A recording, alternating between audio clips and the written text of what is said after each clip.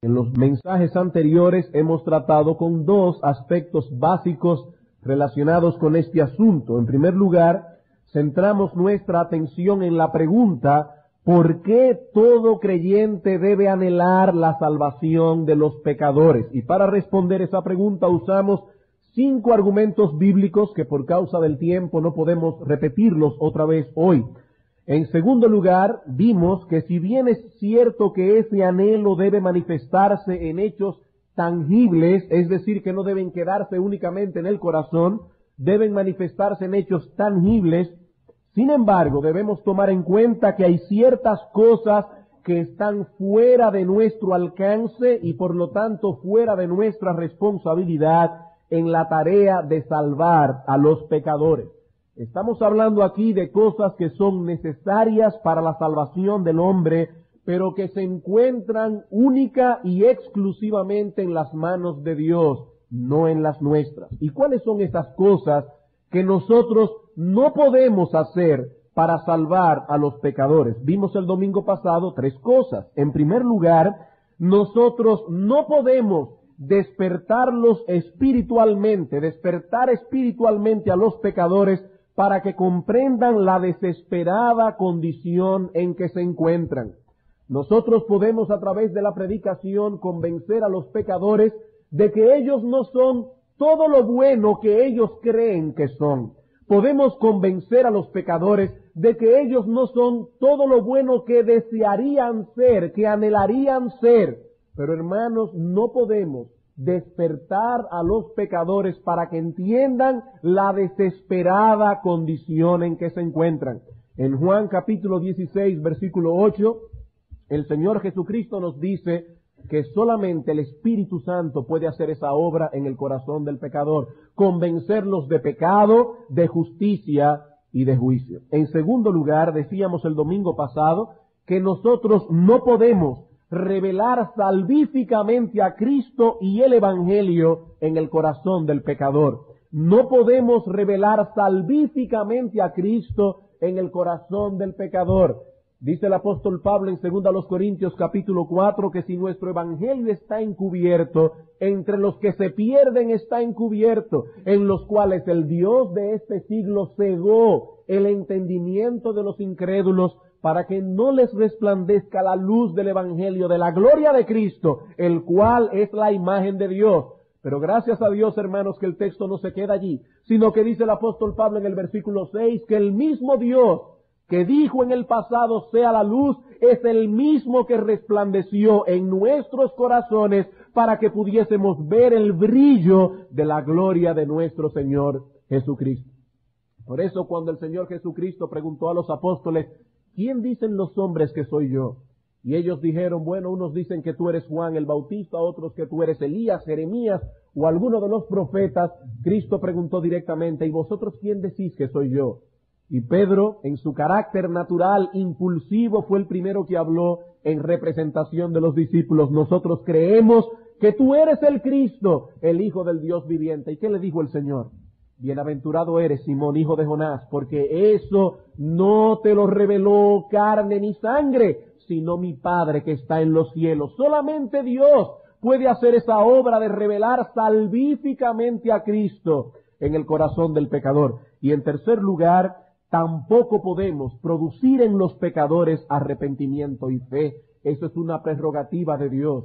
Es Dios quien da el arrepentimiento, es Dios quien da la fe. Por lo tanto, nosotros podemos invitar al pecador al arrepentimiento y a la fe, pero no podemos producir en ellos arrepentimiento y fe. Hermanos, solo Dios tiene el poder de hacer esa obra de salvación en el corazón de los pecadores.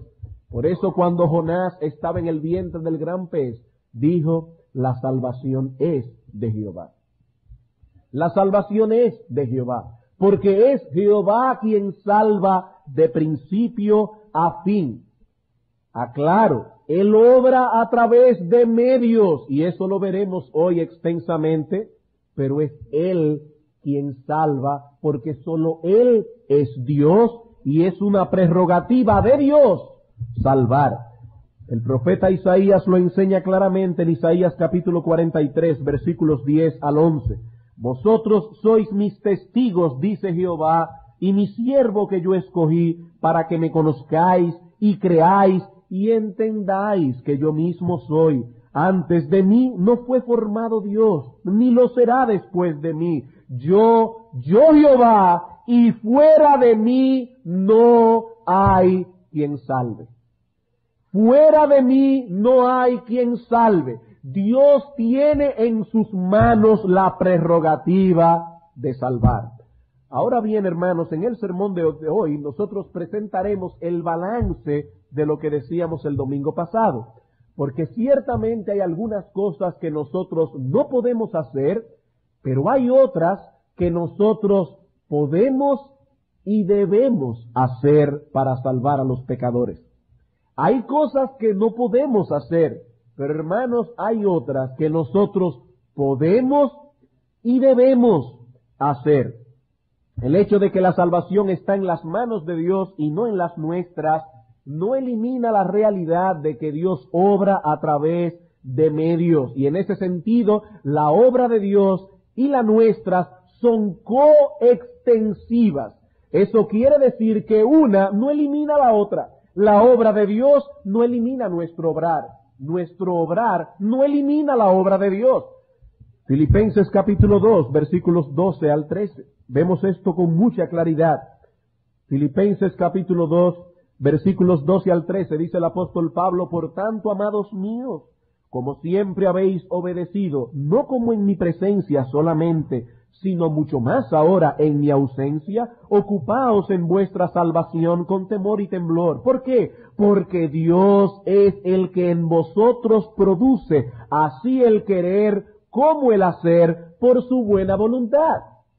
En ningún momento estamos aquí justificando negligencia de parte del creyente. El apóstol Pablo dice: ocúpense en vuestra salvación, no de vuestra salvación. De nuestra salvación se ocupa Dios.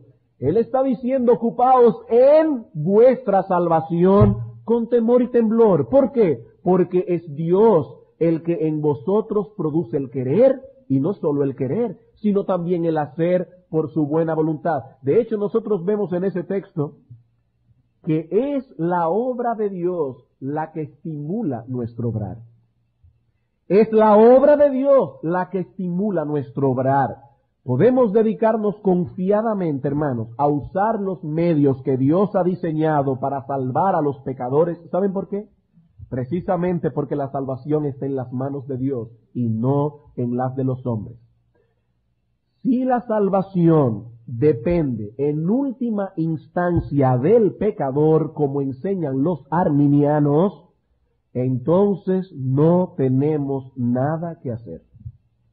Si la salvación, como enseñan los arminianos, está en última instancia en las manos del pecador, y él es quien tiene poder para aceptar o rechazar el evangelio, hermanos, si eso es así, no tenemos nada que hacer, porque la Escritura nos dice que el hombre está en tinieblas y que se encuentra en esa condición voluntariamente. Pero gracias a Dios que Cristo vino a salvar al pecador, precisamente porque el pecador no podía salvarse a sí mismo. ¿Recuerdan cuando el ángel se le aparece a José en sueños, cuando María sale embarazada por el poder del Espíritu Santo? Y José quiere dejar a María en secreto. Un ángel del Señor se le aparece y le dice: José, no temas en recibir a María tu mujer, porque lo que en ella es engendrado del Espíritu Santo es. Y el ángel le dice: y ese niño que nacerá llevará por nombre Jesús. ¿Por qué? ¿Por qué llevaría ese nombre? Yehoshua, Jehová salva. ¿Por qué se llamaría Jesús? Porque Él salvará a su pueblo de sus pecados. Hermanos, Cristo no vino a hacer posible la salvación de ciertas personas. Cristo vino real y efectivamente a salvar a los pecadores. Y su obra de salvación no se limita únicamente al hecho de venir a hacerse hombre, morir en una cruz, resucitar al tercer día y ascender a los cielos. No, hermanos. La Biblia nos enseña algo muy diferente. Dice el apóstol Pedro predicando ante el Sanedrín: el Dios de nuestros padres levantó a Jesús, a quien vosotros matasteis colgándole en un madero. A este Dios ha exaltado con su diestra por príncipe y salvador, para dar a Israel arrepentimiento y perdón de pecados. La obra de Cristo no se limita a morir en una cruz, pagar la deuda y dejar en las manos del pecador el recibir eso, no recibirlo. No, hermanos, la obra de Cristo incluye ascender a los cielos como príncipe y salvador y tener la potestad en su diestra de dar al hombre arrepentimiento y perdón de pecados. Porque Cristo nuestro Señor es un gran salvador. Por eso en una ocasión le dijo a los discípulos y a los judíos que estaban allí presentes: muchos de vosotros no recibirán la salvación, pero hay muchos que vendrán de oriente y del occidente y se sentarán a la mesa en el reino de Dios. Y hermanos, cuando Cristo dice vendrán, vendrán. El pecador dice no iré, pero Cristo dice vendrán. Y cuando Cristo dice vendrán, vendrán. La gran comisión que Cristo dejó en manos de los apóstoles y en manos de la iglesia se basa en esa autoridad de Cristo. Por eso en Mateo 28:18, antes de mandar a los discípulos a predicar el Evangelio, Cristo dice: toda potestad me ha sido dada en el cielo y en la tierra, por tanto, por cuanto tengo esa autoridad, id y haced discípulos a todas las naciones. Y lo que vamos a enfocar hoy, hermanos, son precisamente esas cosas que los creyentes podemos y debemos hacer en nuestra preocupación por la salvación de los perdidos. Comprendemos, y esto es importante, comprendemos que entre los creyentes hay diversos dones, hay diversas capacidades, diversos temperamentos, diversos grados de conocimiento, diversas oportunidades, etc. Y por lo tanto, no todos se involucrarán con la misma intensidad y efectividad en cada una de las cosas que vamos a decir hoy. Pero todos debemos anhelar la salvación de los pecadores y todos debemos involucrarnos en este asunto conforme a las capacidades y oportunidades que Dios ha dado a cada uno. Pero antes de pasar a ver esto, hermano, quiero hacer una pequeña aclaración.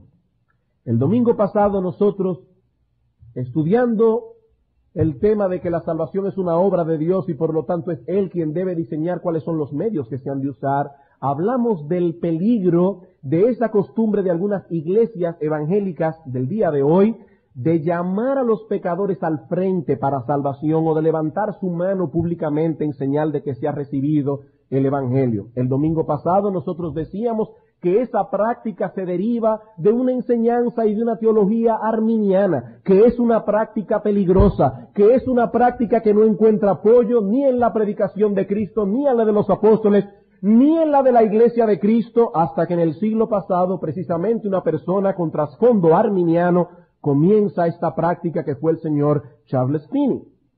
Sin embargo, no queríamos decir el domingo pasado que toda persona o todo predicador que haga eso es un falsante o un hereje. Hermano, hay muy buenos hombres, muy buenos predicadores del Evangelio que tienen esa práctica. Nosotros creemos que eso es antiescritural y por eso no lo practicamos aquí.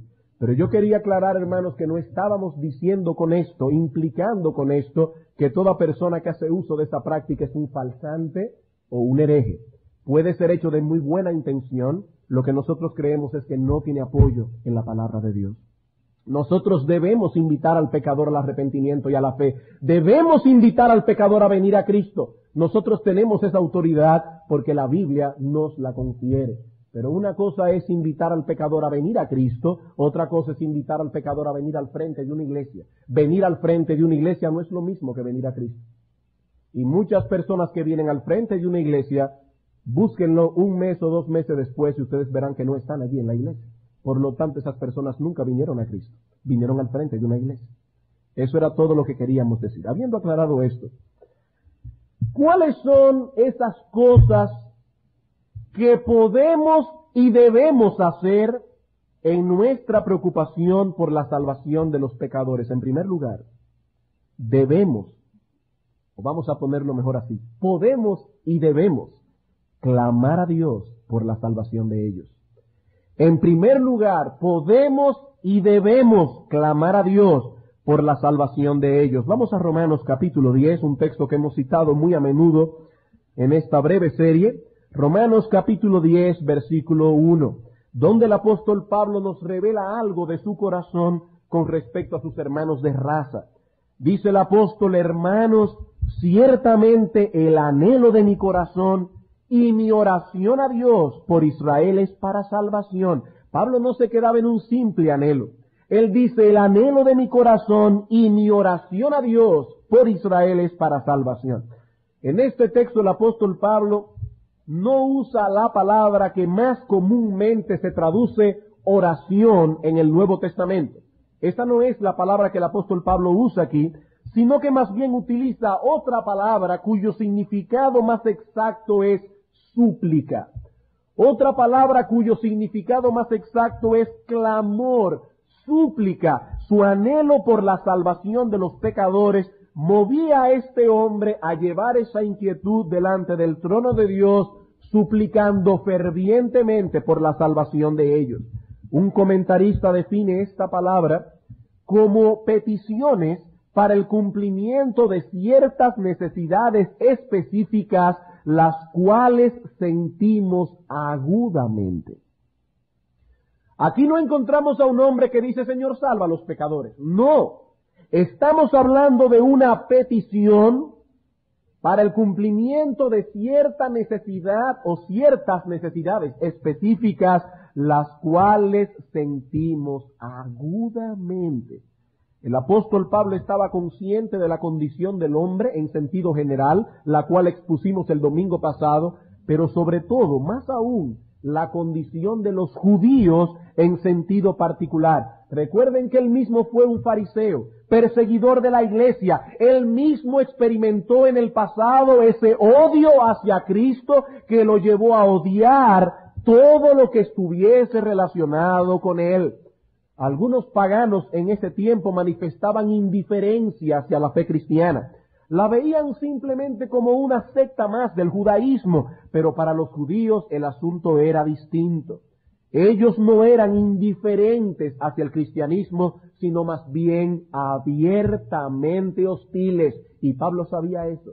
Hermanos, él lo sabía por experiencia propia. Y era ese conocimiento, mezclado con un profundo amor por sus hermanos de raza, lo que movía a Pablo a llevarlos delante del trono de Dios, suplicando por la salvación de ellos. Vean Romanos 9, 1 al 3. Verdad digo en Cristo, no miento, y mi conciencia me da testimonio en el Espíritu Santo que tengo gran tristeza y continuo dolor en mi corazón, porque deseara yo mismo ser anatema, separado de Cristo por amor a mis hermanos, los que son mis parientes según la carne. Pablo experimentaba un profundo y continuo dolor al ver a los judíos rechazar a su Mesías. Pero hermanos, Pablo sabía que la salvación está en las manos de Dios y no en las de los hombres.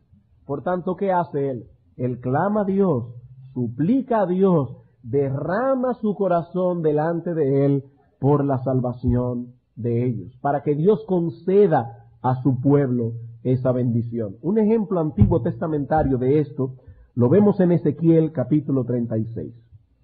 El libro del profeta Ezequiel capítulo 36. Hermanos, hay un misterio en todo esto. Hay un misterio en todo esto. Estamos diciendo la salvación está en las manos de Dios y al mismo tiempo que nosotros debemos orar por la salvación de ellos. Y hay un misterio envuelto en el asunto. Pero esa tensión la encontramos en muchos lugares de la palabra de Dios. En el libro de Ezequiel, capítulo 36, versículo 25 al 27, hay una hermosísima promesa evangélica. El Señor dice aquí: esparciré sobre vosotros agua limpia. Y en un lenguaje o en un estudio simple y llano del idioma español, preguntaríamos a cualquier persona cuál es el pronombre tácito y sobreentendido de esa oración. Esparciré, dice Dios. Él está diciendo: yo esparciré sobre vosotros agua limpia y seréis limpiados de todas vuestras inmundicias y de todos vuestros ídolos os limpiaré. Yo os daré corazón nuevo, y yo pondré espíritu nuevo dentro de vosotros, y yo quitaré de vuestra carne el corazón de piedra, y yo os daré un corazón de carne, y yo pondré dentro de vosotros mi espíritu, y yo haré que andéis en mis estatutos, y guardéis mis preceptos, y los pongáis por obra. Dios dice, yo lo haré. Sin embargo, seguimos leyendo el capítulo 36 y el Señor continúa abundando en bendiciones, y en el versículo 37, así ha dicho el Señor Jehová, aún seré solicitado por la casa de Israel para hacerles esto. Y la Biblia de las Américas es todavía más precisa cuando dice, yo causaré que ellos me supliquen. Dios está diciendo, yo lo haré, es mi prerrogativa y yo lo haré. Sin embargo, lo haré en el contexto de la oración de mi pueblo. Aún seré buscado, seré solicitado por la casa de Israel para hacerles esto. Ellos orarán a mí y yo los bendeciré. En otras palabras, lo que Dios está diciendo aquí es, yo lo haré y tú orarás. Yo lo haré y tú orarás.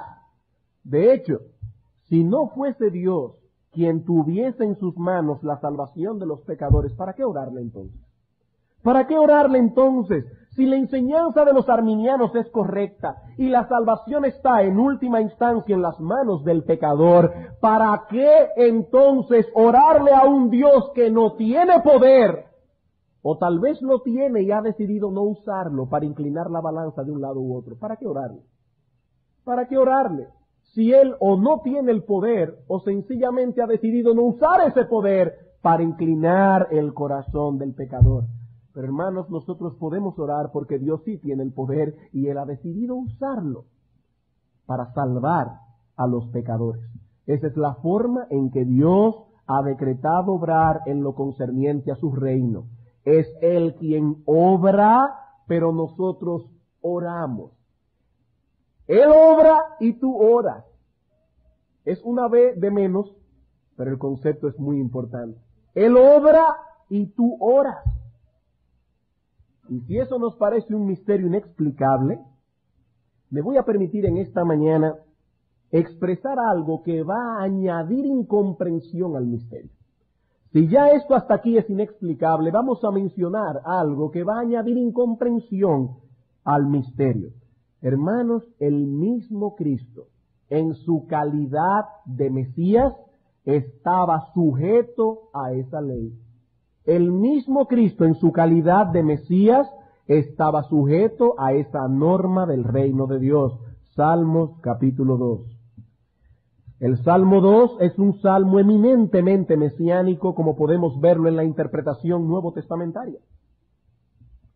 ¿Y qué nos dice este salmo en el versículo 8? Dios el Padre, hablando a Dios el Hijo en su calidad de Mesías, le dice lo siguiente: pídeme y te daré por herencia las naciones y como posesión tuya los confines de la tierra. Hermanos, mediten en esto por un momento. Nuestro Señor Jesucristo, coigual, coeternal con el Padre, en su calidad de Mesías, debía pedir al Padre como cabeza de la Trinidad para que su obra mesiánica fuese llevada a cumplimiento. Dios le dice: pídeme y te daré por herencia las naciones. Y yo me pregunto, ¿no estaremos nosotros también, por imitación y necesidad, sujetos a esa misma ley? ¿No estaremos nosotros, por imitación y por necesidad, sujetos a esa misma ley? Hermanos, hay ciertas cosas que no podemos hacer para salvar a los pecadores porque son prerrogativa de Dios, pero he aquí algo que podemos y debemos hacer si de veras tenemos compasión por las almas perdidas, si anhelamos que nuestros familiares y amigos escapen de la ira que vendrá. ¿Qué debemos y podemos hacer? Suplicar a Dios por la salvación de ellos. Y no estamos hablando aquí simplemente de orar en sentido general por la salvación de los pecadores. Cuando ustedes, por ejemplo, en sus casas oran por el predicador de la palabra y oran por las almas que estarán presentes en el culto. Usted no sabe quiénes son, pero dice, oh Señor, obra en los pecadores que estarán escuchando el mensaje de la palabra. Ustedes están orando en sentido general. Y en nuestra oración por los pecadores hay lugar para las súplicas generales, pero debemos también orar en una forma específica. En 1 Timoteo capítulo 2, versículo 1, el apóstol Pablo nos insta a orar en sentido general por la salvación de los pecadores. Dice el apóstol Pablo en 1 Timoteo capítulo 2, exhorto ante todo a que se hagan rogativas, oraciones, peticiones y acciones de gracias por todos los hombres. Pero el mismo apóstol que escribió ese texto nos revela en Romanos capítulo 10, versículo 1, el anhelo especial que experimentaba por la salvación de los suyos. El mismo que nos dice aquí, oren por todos los hombres, nos dice en Romanos capítulo 10, versículo 1, mi oración a Dios específicamente por Israel es para salvación.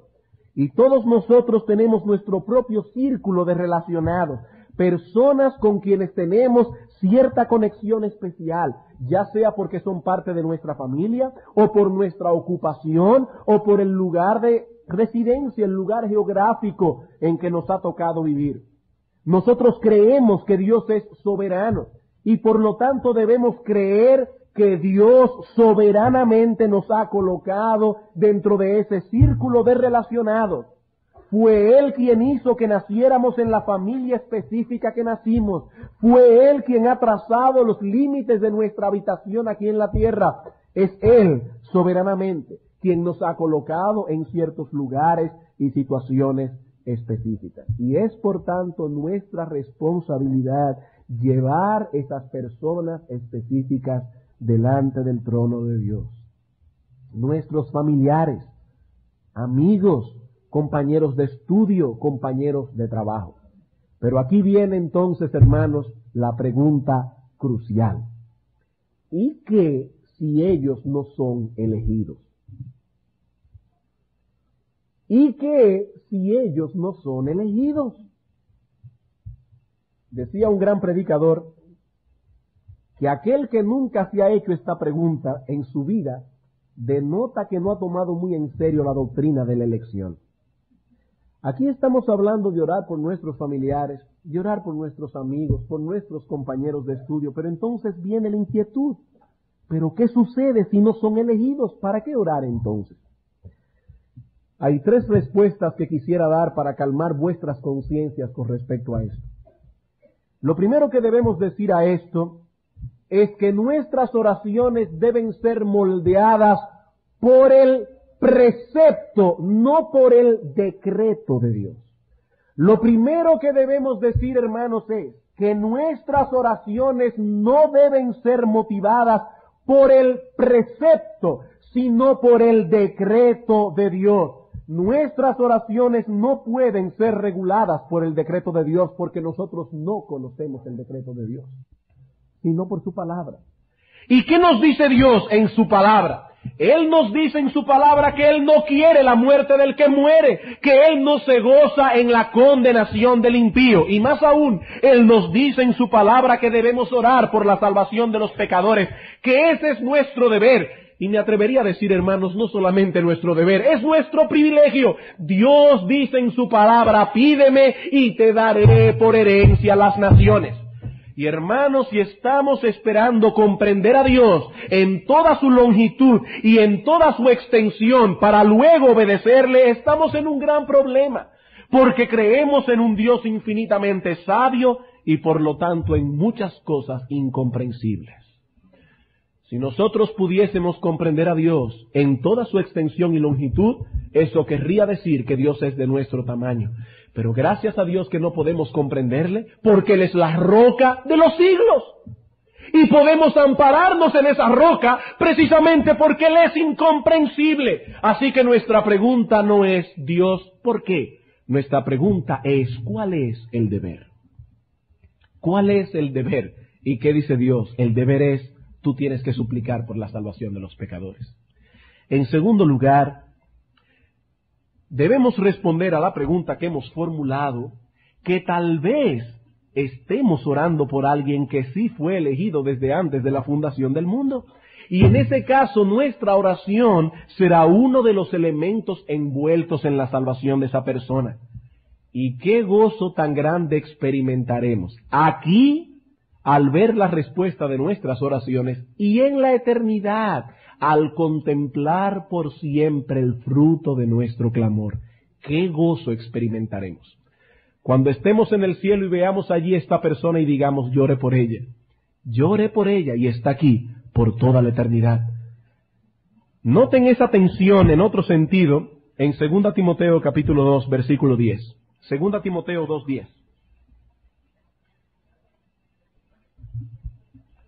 El mismo hombre que dice en Romanos capítulo 9, esto no depende del que quiere ni del que corra, sino de Dios que tiene misericordia. El mismo hombre que dice en Efesios capítulo 1 versículo 3, bendito el Dios y Padre de nuestro Señor Jesucristo que nos escogió desde antes de la fundación del mundo. Ese mismo hombre dice en 2 Timoteo 2:10, por tanto todo lo soporto por amor de los escogidos, para que ellos también obtengan la salvación que es en Cristo Jesús con gloria eterna.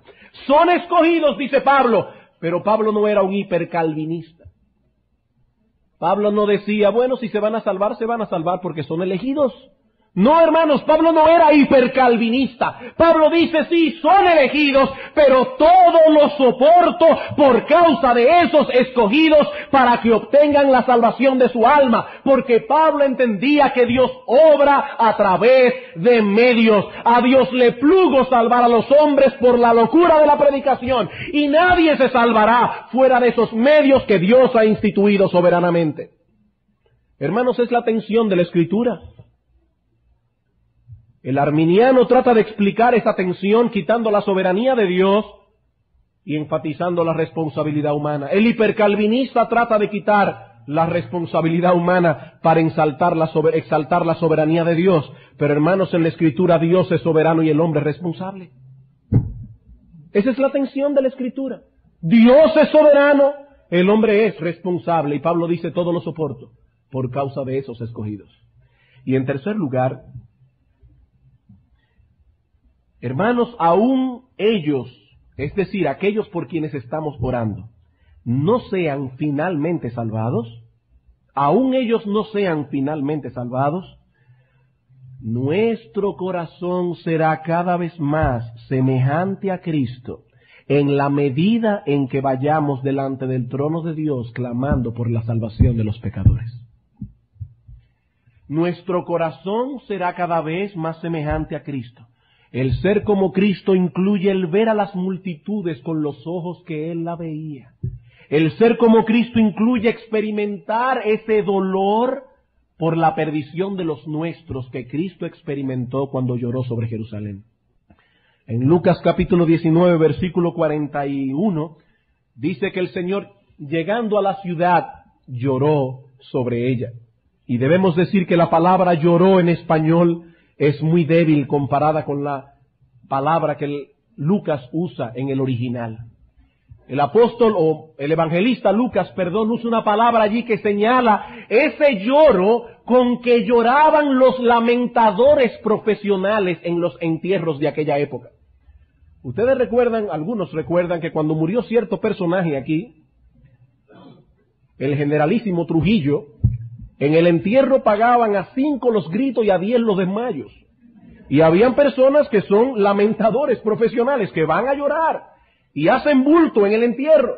En la época del Señor Jesucristo había algo similar. Habían lamentadores profesionales, personas cuya profesión consistía en lamentar a voz en cuello que alguien se había muerto. Hermanos, esa es la palabra que usa Lucas cuando dice que Cristo lloró sobre la ciudad. Y Cristo no era un lamentador profesional, eran lágrimas que salían del dolor profundo de su corazón. Es la misma palabra que usa Lucas cuando nos habla que la viuda de Naín estaba llorando ante el féretro de su hijo. Cristo lloró sobre la ciudad, clamó con dolor sobre ella. Así que, hermanos, si tú piensas que tus oraciones no están siendo respondidas en el corazón de aquellas personas por las cuales estás orando, debes saber que aún así Dios está respondiendo tu oración en tu propio corazón.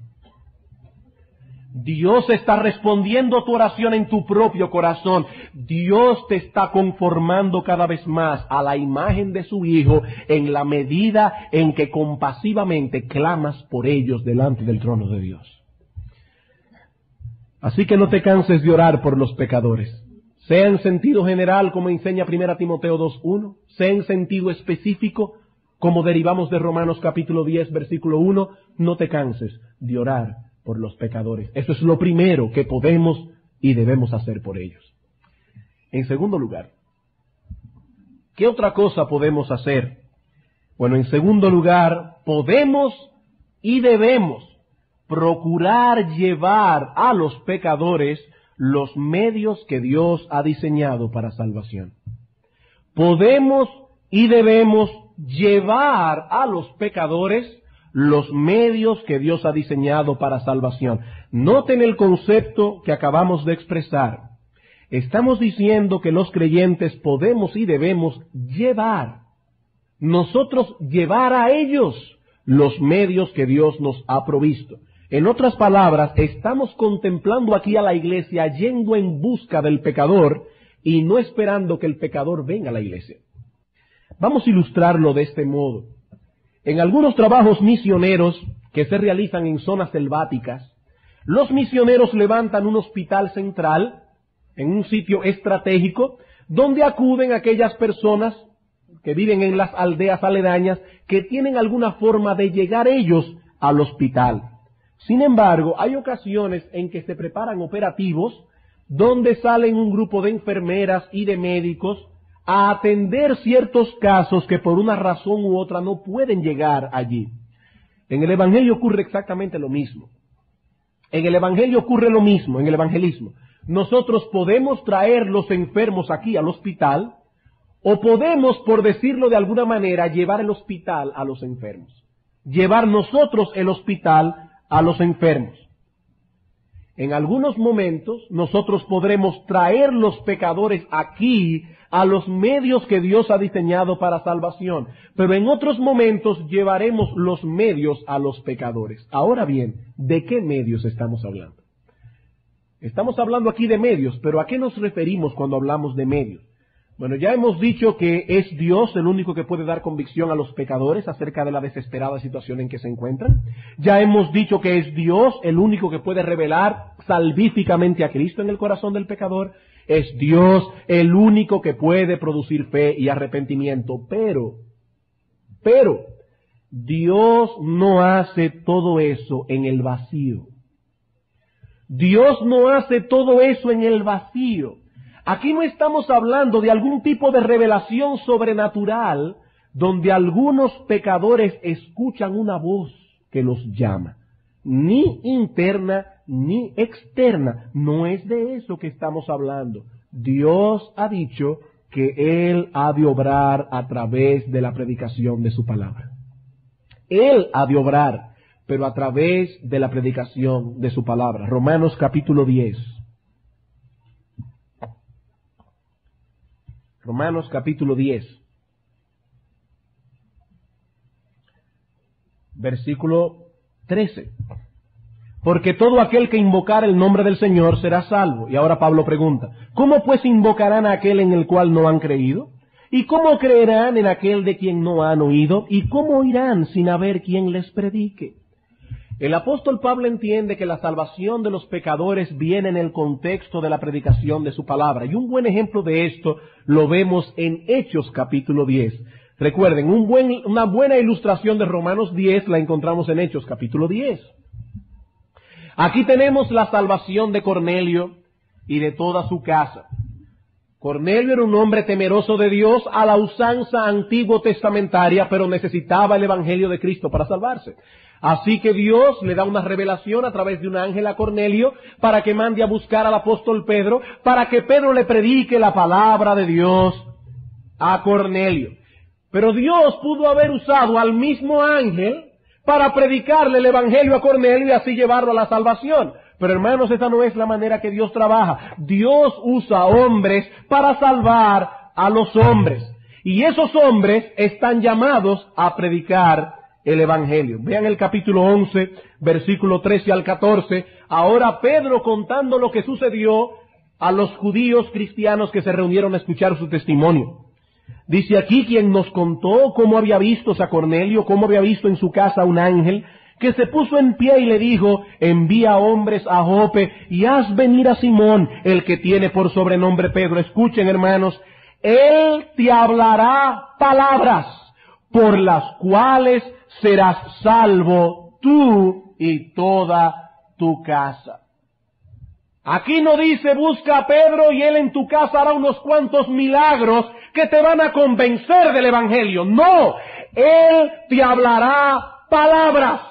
Palabras por medio de las cuales serás salvo tú y tu casa. He ahí el medio que Dios utiliza. No vengan y traigan a sus enfermos y verán al cojo andar, al ciego ver. No, hermanos, ese no es el medio que Dios utiliza para salvar a los pecadores. Dios usa palabras, palabras de vida, las palabras del Evangelio de nuestro Señor Jesucristo.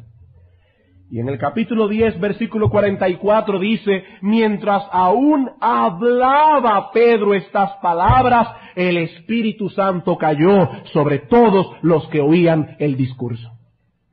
He ahí el medio con que Dios obra. El Espíritu Santo cayó, ¿cuándo? Cuando Pedro hablaba esas palabras. Hermanos, es Dios quien salva, pero Él lo hace a través de medios. Y es nuestra responsabilidad, nuestro deber, llevar esos medios a los pecadores donde quiera que se encuentren. Cada cual en la medida de los dones, capacidades y oportunidades que Dios ha repartido a cada uno. Y eso se entiende. Ahora bien, hay dos tipos de medios. Podemos dividir esos medios en indirectos o directos. O también, si quieren ponerlo de otro modo, en secundarios y primarios. Hay dos tipos de medios que debemos llevar a los pecadores. ¿Cuáles son los medios secundarios o indirectos? ¿Cuáles son los medios secundarios o indirectos? Bueno, el primero de ellos es la influencia de una vida cristiana consistente. El primer medio indirecto que debemos llevar a los pecadores es el testimonio, la influencia de una vida cristiana consistente. No perfecta, pero consistente. Vamos a Primera de Pedro, capítulo 3.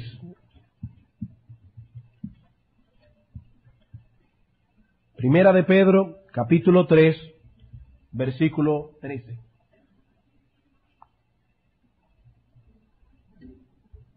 El apóstol Pedro está escribiendo a un grupo de hermanos viviendo en un mundo hostil. Pero nosotros aquí en el siglo XX, en República Dominicana, no estamos ajenos a ese mundo hostil. Vivimos en un mundo hostil. Personas que rechazan al Evangelio, aborrecen a los creyentes y están pendientes de los cristianos para ver dónde fallan, para echárselo en la cara luego. En ese mundo es que vivimos.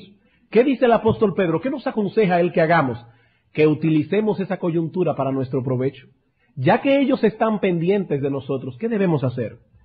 Dice el apóstol Pedro, ¿y quién es aquel que os podrá hacer daño si vosotros seguís el bien?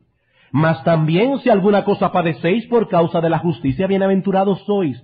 Por tanto, no os amedrentéis por temor de ellos, ni os conturbéis, sino santificad a Dios el Señor en vuestros corazones y estad siempre preparados para presentar defensa con mansedumbre y reverencia ante todo el que demande razón de la esperanza que hay en vosotros, teniendo buena conciencia, para que en lo que murmuran de vosotros como de malhechores, sean avergonzados los que calumnian vuestra buena conducta en Cristo.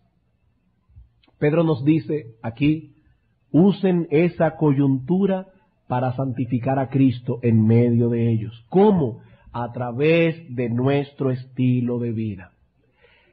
Y es tan fuerte la influencia que tendrá ese estilo de vida santo, que Pedro dice, y estén siempre preparados para presentar defensa con mansedumbre y reverencia. ¿Saben por qué? Porque nuestro estilo de vida levantará preguntas.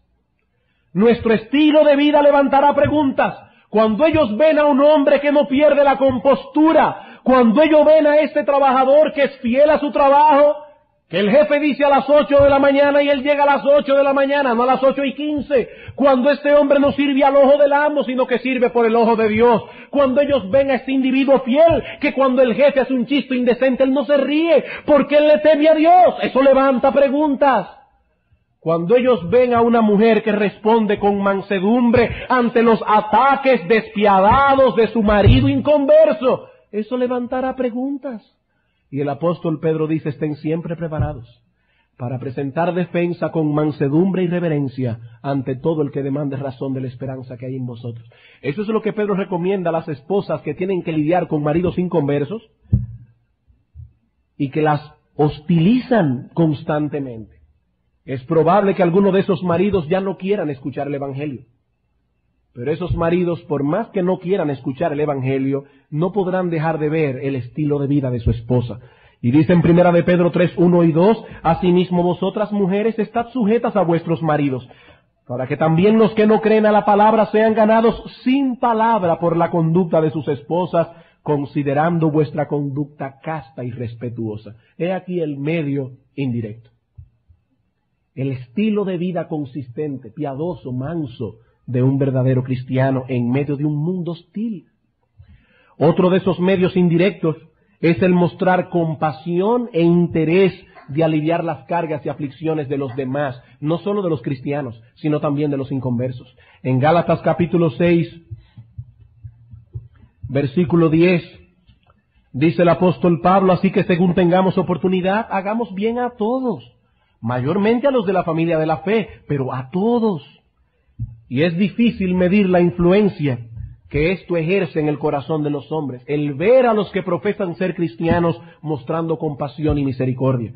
Es lo mismo que ocurre cuando los inconversos ven a la iglesia de Cristo amándose entre sí, cuando ven a los hermanos amándose entre ellos. ¿Qué dice el Señor Jesucristo en Juan 17?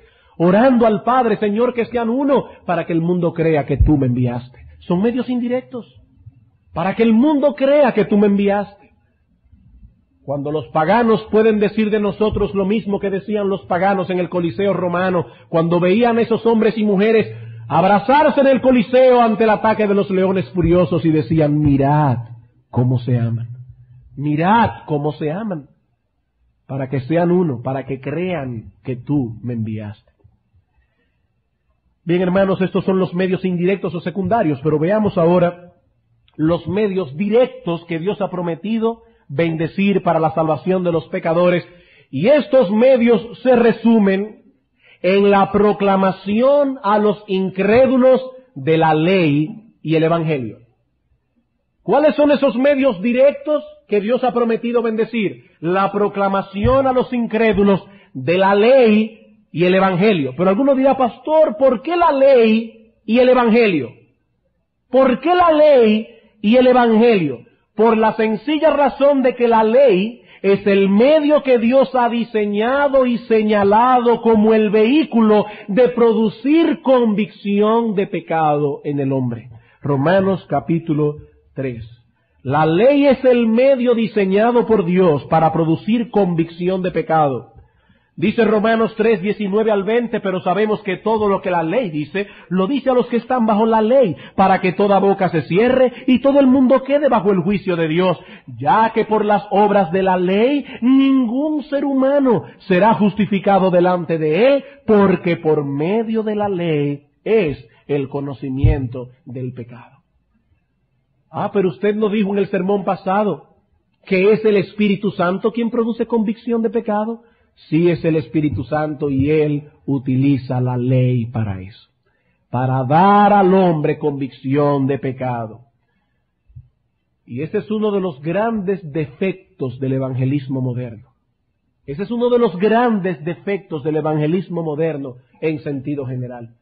El evangelismo moderno, el evangelismo de hoy parte del punto, Dios te ama y tiene un plan maravilloso para ti.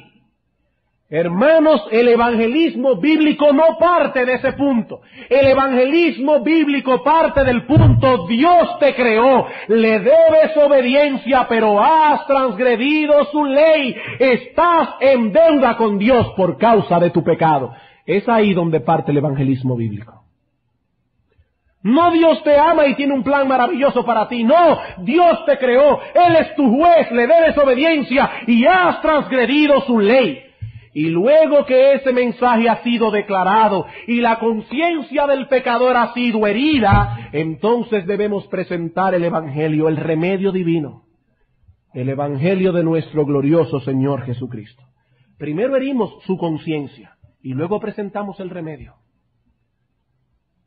Y el remedio es nuestro Señor Jesucristo encarnado, Dios hecho hombre, la segunda persona de la Trinidad, muriendo en una cruz, resucitando al tercer día, ascendiendo a los cielos e invitando al pecador al arrepentimiento y a la fe. Y ese Evangelio, hermanos, es del que habla Pablo en Romanos 1:16, cuando dice que es poder de Dios para salvación. Es ese Evangelio, no el pararse en un púlpito a hacer chistes los domingos en la mañana, no el contar 3 o 4 historias tristes que puedan mover emocionalmente al pecador, no es eso lo que Dios usa para salvar al pecador, es el Evangelio de Jesucristo. Sin chistes y sin historias melodramáticas, es el Evangelio de Cristo, la dinamita, el poder de Dios para salvación. Y si ese Evangelio no puede taladrar el alma de un pecador, mucho menos lo hará un chiste barato. Por eso el apóstol Pablo, en 1 Corintios capítulo 4 versículo 15, dice a los corintios: porque aunque tengáis 10,000 ayos en Cristo, no tendréis muchos padres, pues en Cristo Jesús yo os engendré por medio del Evangelio. Por medio del Evangelio, hermanos. Y es aquí precisamente donde varían los dones y capacidades de cada uno. No todos tenemos la misma capacidad de llevar el Evangelio al pecador con la misma efectividad. Hay hermanos de la iglesia que si pudiéramos usarlo de una forma santa, podríamos decir que envidiamos los dones que tienen. Hermanos que tienen una tremenda capacidad de llevar el Evangelio al pecador. Dios no ha dado ese don en el mismo grado a todos los creyentes. Pero hasta los que poseen solo una pequeña capacidad para llevar el Evangelio, pueden ser usados poderosamente por Dios cuando ellos llevan en una forma sencilla pero fiel el mensaje de salvación. Un gran predicador del siglo pasado, Charles Spurgeon, no se convirtió por medio de un gran predicador. Había una nevada en Londres que le impedía llegar a su iglesita. Spurgeon era inconverso todavía en esa época y se tuvo que refugiar en una iglesia donde estaba predicando un hombre que no sabía mucho ni siquiera hablar. Y Spurgeon llegó en el momento que ese hombre estaba predicando el texto de Isaías: mirad a mí y sed salvos todos los términos de la tierra. Y ese hombre solo decía: mirad a Cristo, mirad a Cristo. Y allí en ese lugar se convirtió ese hombre que sirvió de tanta bendición para muchos pecadores. Y aunque el medio preferido siempre será la presentación del mensaje a viva voz, también contamos con otras cosas. Contamos con casetes, contamos con libros que pueden ser usados también en oración para llevar el mensaje del Evangelio a los perdidos. Y esa es indudablemente una buena manera de invertir el dinero en los tesoros celestiales, en hacer tesoros en el cielo. Un buen libro en un momento dado puede preparar el terreno para que un alma venga humillada finalmente a los pies de Cristo. ¿Cuántas almas no han sido bendecidas y beneficiadas a través de la lectura de aquel poderoso sermón de Jonathan Edwards, pecadores en las manos de un Dios airado? Muchos pudieron convertirse el día que ese hombre lo predicó a viva voz, pero ¿cuántos se han convertido a través de las páginas impresas o a través del llamado a los inconversos de Richard Baxter o con el libro de Joseph Alleine, una guía segura al cielo? Decía el mismo Spurgeon en un relato que su madre usualmente le leía de ese libro de Joseph Alleine todos los domingos en la tarde. Y él habla de cómo esas lecturas fueron preparando su corazón, fueron enterneciendo su alma para llevarlo a los pies de Cristo finalmente. ¿Saben una cosa? Muchos inconversos se avergonzarían de mostrar interés delante de ti cuando le expones la palabra. Pero sin embargo, probablemente escucharían con gusto un cassette o leerían un libro en el secreto de su habitación. ¿Y quién puede medir la influencia que esa página escrita o esa voz grabada puede hacer en el corazón o en el alma de ese hombre o esa mujer? ¿Cuáles son entonces las cosas que podemos y debemos hacer para salvar a los pecadores? Debemos orar a Dios por ellos, debemos llevarles los medios que Dios ha diseñado para salvación. Y hermanos, les prometo que brevemente, y en tercer lugar, ya brevemente, podemos y debemos traer a los pecadores a los medios diseñados por Dios para salvación. En el punto anterior hablábamos de llevar esos medios a los pecadores. Aquí estamos diciendo, podemos y debemos traer a los pecadores a los medios diseñados por Dios para salvación. En el punto anterior hablábamos de llevar el hospital al enfermo. Aquí estamos hablando de traer el enfermo al hospital. Y en ese sentido hay dos medios que Dios usa poderosamente aquí en el hospital para salvar a los pecadores. Dos medios poderosos. El primero es la presencia peculiar de Dios con su pueblo cuando éste se reúne a adorarle. La presencia peculiar de Dios cuando su pueblo se reúne a adorarle. Y el segundo es la bendición peculiar que Dios derrama sobre la predicación de su palabra por medio de aquellos hombres llamados y calificados por Dios para esto. Nunca podremos medir la influencia que una congregación que viene a adorar a Dios con un corazón preparado puede ejercer sobre el corazón del pecador. Nunca podremos medir eso. En 1 Corintios capítulo 14, versículo 24 al 25, escuchen las palabras de Pablo.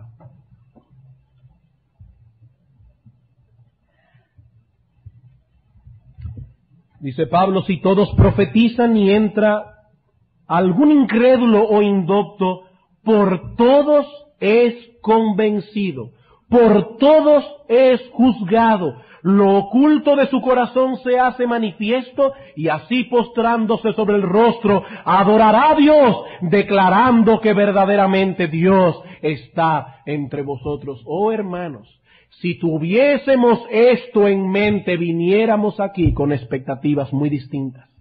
No es únicamente el predicador, es la iglesia la que ha de ser usada para dar convicción al pecador de que algo distinto está ocurriendo aquí. Y cuando ese pecador se sienta en medio nuestro y la iglesia, los santos, los redimidos del Cordero, han venido con un corazón preparado y con ese corazón alaban a Dios a través de los cánticos e himnos espirituales, oran a Dios en la oración corporativa, ese pecador es convencido de que hay algo distinto aquí, de que Dios está en medio nuestro.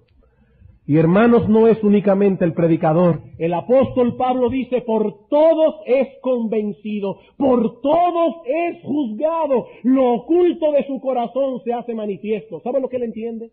Él entiende, yo no sé lo que está pasando aquí, pero yo no tengo lo que ellos tienen. Yo no tengo lo que ellos tienen, yo no puedo adorar con ese fervor, yo no puedo levantar a Dios mi corazón con esa misma sinceridad. Hay algo aquí que yo no tengo.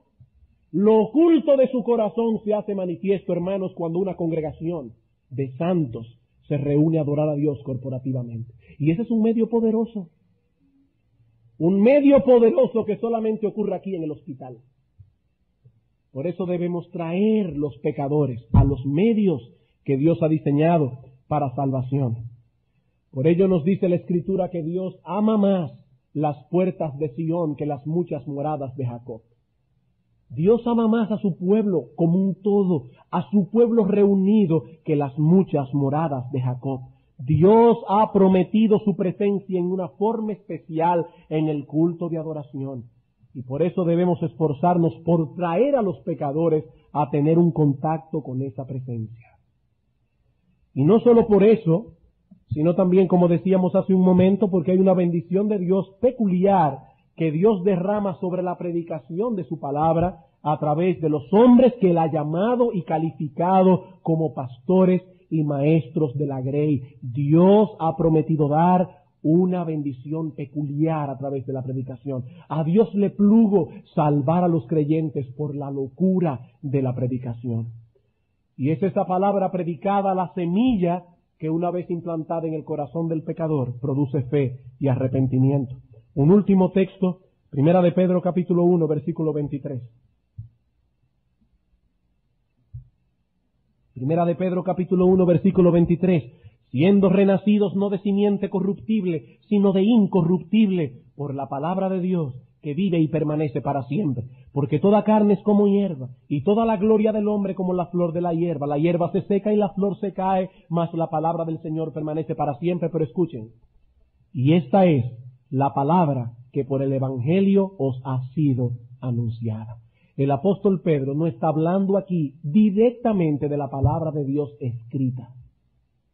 Él está hablando aquí directamente y primariamente de la palabra de Dios anunciada a viva voz, de la palabra de Dios predicada. ¿Y qué dice Pedro de esa palabra predicada? Esa es la semilla incorruptible que produjo en vosotros fe y arrepentimiento.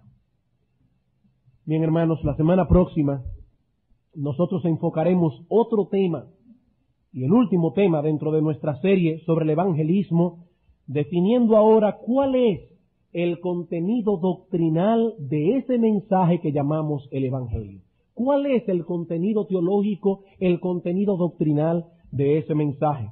Pero he aquí las cosas que todo creyente puede y debe hacer conforme a los dones, capacidades y oportunidades que Dios ha repartido a cada uno. ¿Cuáles son estas cosas? En primer lugar, podemos y debemos clamar a Dios por la salvación de los pecadores. En segundo lugar, debemos llevarles los medios que Dios ha diseñado para salvación. En tercer lugar, debemos traerlos a esos medios. Hermanos, que Dios nos ayude a seguir creciendo en esas cosas. Y digo seguir creciendo en esas cosas porque debo dar testimonio como pastor que esta iglesia siempre se ha distinguido por un fuerte celo evangelístico. Cada domingo en la mañana aquí hay muchas personas que nos visitan porque ustedes las traen. Pero quiero aquí tomar prestada las palabras del apóstol Pablo en Tesalonicenses. Os rogamos, hermanos, que abundéis en ello más y más. Vamos a orar. Bendito Dios y Señor Todopoderoso, venimos delante de ti, oh Padre, en esta mañana, exaltando tu poder y tu grandeza y reconociendo que la salvación proviene de ti en todo el sentido de esa palabra. Eres tú quien salva y no hay nadie fuera de ti que pueda hacer semejante cosa. Oh Dios, pero qué privilegio has dado tú a los cristianos, a los creyentes, de ser ellos un medio a través del cual tú obras esa salvación. Qué enorme privilegio tenemos, un privilegio que ni siquiera los ángeles poseen, de tomar en nuestros labios que fueron lavados con la sangre de Cristo el glorioso evangelio del Cordero que fue inmolado desde antes de la fundación del mundo, en tu mente infinita que decretó esa salvación, y nosotros podemos llevar ese mensaje a los pecadores. Gracias, oh Señor, y ayúdanos a seguir siendo fieles y a abundar en esto más y más, para gloria de tu santo y precioso nombre. En Cristo Jesús. Amén.